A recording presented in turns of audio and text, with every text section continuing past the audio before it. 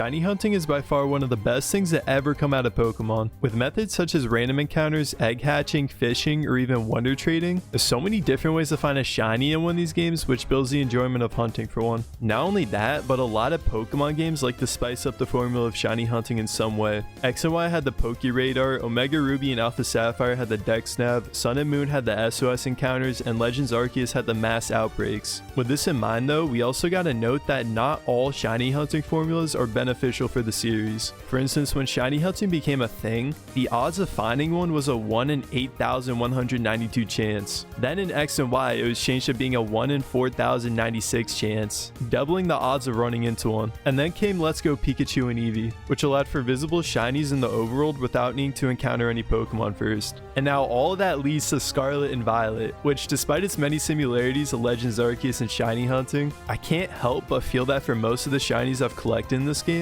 they just haven't been as fun to catch compared to the other games. And then it hit me. Shiny hunting in Pokemon Scarlet and Violet hasn't been fun because it literally lacks all the elements that made shiny hunting enjoyable in the other games.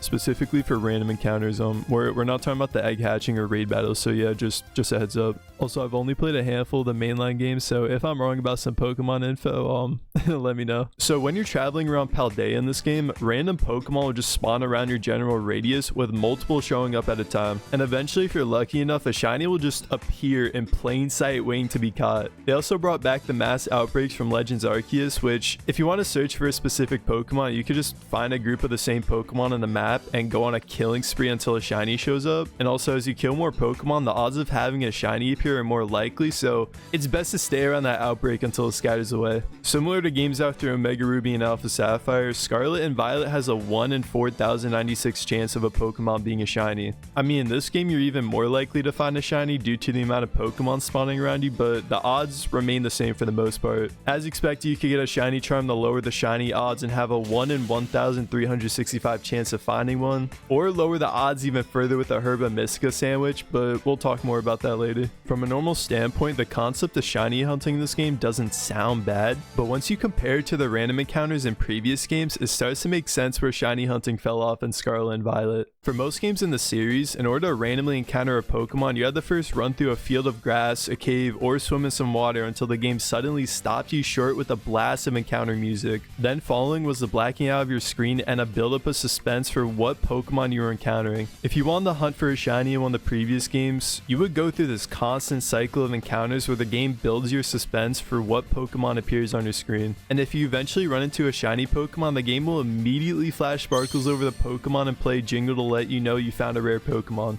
On top of all that, there is no way to guarantee that you're catching this Pokemon. Saving before doing any encounter only guarantees you remain in that area the next time you boot up the game. But if you encounter a shiny and accidentally kill it, you are never getting that thing back. I like to look at the original concept of shiny hunting through the theory of suspense, as it could describe suspense as fear, hope, and a cognitive state of uncertainty. Okay, let's think for a sec. Imagine it's your birthday, and your family has an infinite amount of presents to give you.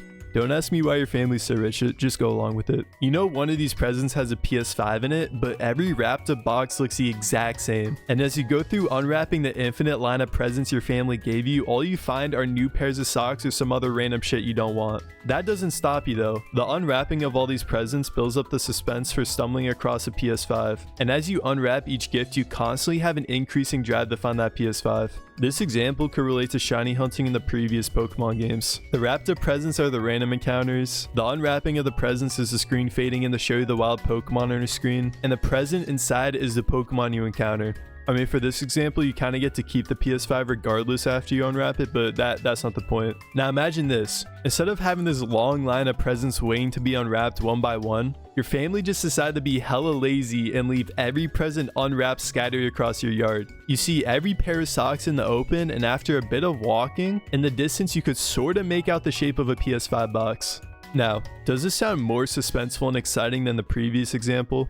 No, it shouldn't. And if you couldn't already guess, this is how shiny hunting works in Scarlet and Violet. For every random encounter in this game, there is no buildup and suspense for finding a Pokemon you wish to have. It's literally just abracadabra, they fucking spawned in, now go catch it. You can make the argument that Legends Arceus did this exact same thing with encounters, except there's a pretty small but important difference in how shinies appear on your screen in that game. When you come across a shiny in Legends Arceus, the game will do what it's done in previous titles and immediately show the sparkle effect over a shiny Pokemon while playing that jingle to indicate, hey, there's a rare Pokemon nearby, you should go catch it. It obviously isn't as suspenseful as the previous games because the Pokemon's immediately revealed in the wild, but this method of building suspense not only uses your seeing senses for acknowledging the sparkles, but also uses your hearing senses for hearing the jingle. Scarlet and Violet doesn't have either of these until you actually run up to the Pokemon and fight it, which takes away all the suspense of encountering a shiny. The whole purpose of the sparkle and jingle are to immediately set off your spidey senses with the awareness that you encountered a shiny. In Scarlet and Violet, if you want to come across a shiny, you have to first see it in the wild, then play a game of Spot the Difference to determine if it's actually different from other Pokemon or if you're just making things up,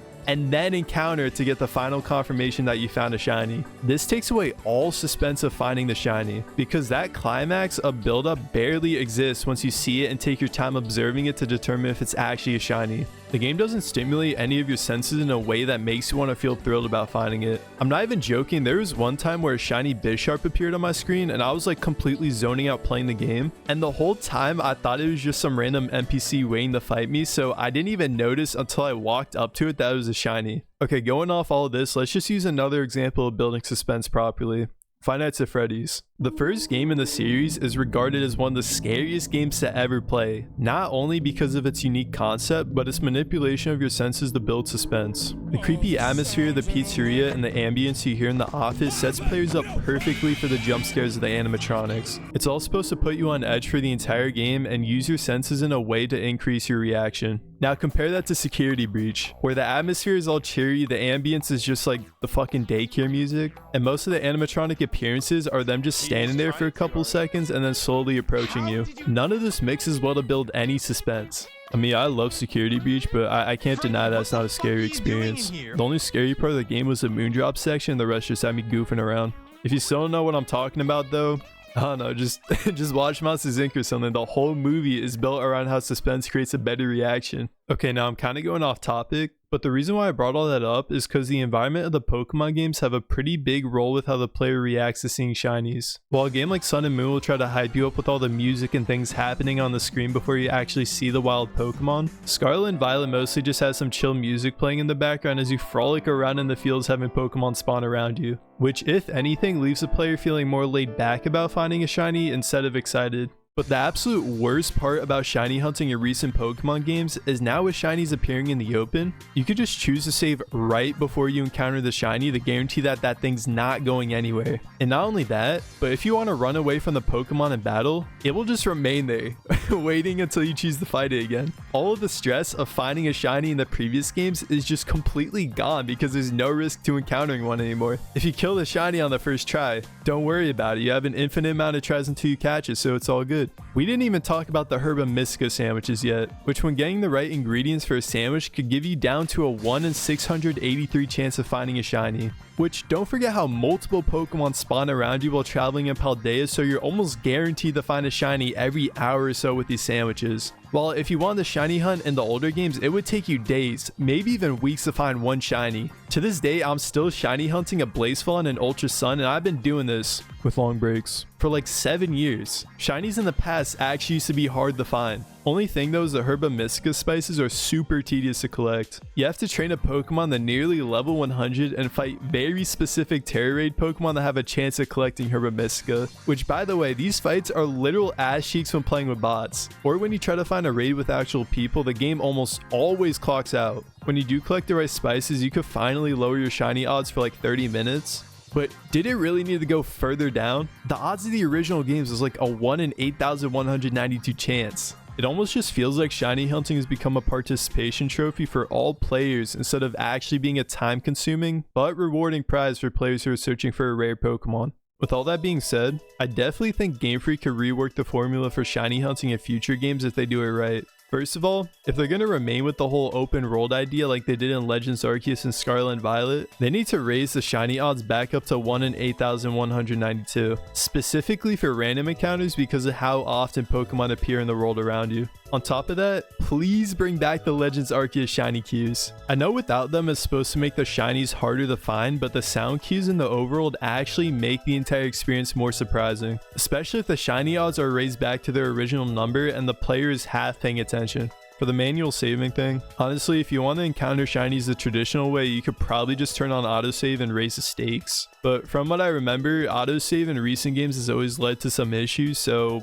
I probably don't recommend it. If you do enjoy shiny hunting in Scarlet and Violet though, I don't want you to believe that just because you watch this video is suddenly not fun anymore. People could easily find enjoyment out of shiny hunting through other methods such as egg hatching or terror raid battles. I just think the random encounters are the most significant method in the series, and it's kinda sorta lacked meaning in the most recent games. Anyways, watch my Indigo Disc videos if you haven't already. Make sure to like and subscribe to join the herd, and see you.